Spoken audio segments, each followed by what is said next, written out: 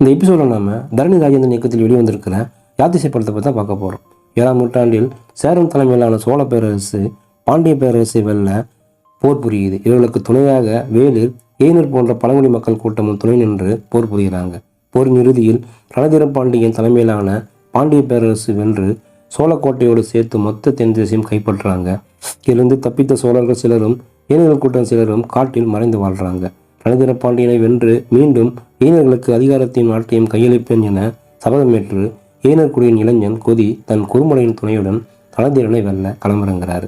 இறுதியில் கொதியின் சபதம் நிறைவேறியதா, ரணதீரனை தோற்கடித்து சோழ அதிகாரத்தை கொதி கையில் எடுத்தாரா என்பதே படத்தோட மீதி கதை. பாண்டிய மன்னன் ரணதீர பாண்டியனாக வரும் சக்திமித்திரன், ஏனர் இளைஞன் கொதியாக வரும் சேயோன் படத்தின் முக்கிய கதாபாத்திரங்களாக நடித்து கவர்ந்திருக்காங்க.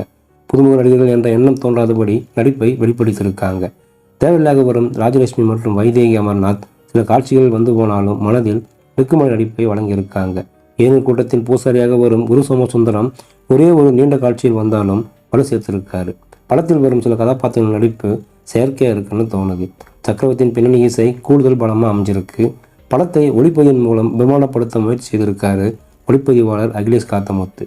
மகேந்திரன் கணேசன் படத்தொகுப்பு அருமை. 7ஆம் நூற்றாண்டின் கதைக்களத்தை தேர்வு செய்து மன்னர்கள், எயினர்கள், பழங்குடியின மக்கள் என அனைவரையும் சிறப்பாக காட்சிப்படுத்தியிருக்காரு இயக்குனர். இருந்தாலும் திரைக்கதையில் விறுவிறுப்பு குறைவு. சங்கத்தமிழின் சொல்லல் பிரச்சனைகள் படத்தின் பலவீனமாக இருக்கு. கதாபாத்திரத்தின் தேர்வு ஓகே என்றாலும் புதுமுக நடிகர்கள் என்பதால் கதாபாத்திரங்களை புரிந்து கொள்வது கடினமாகவே இருக்கு.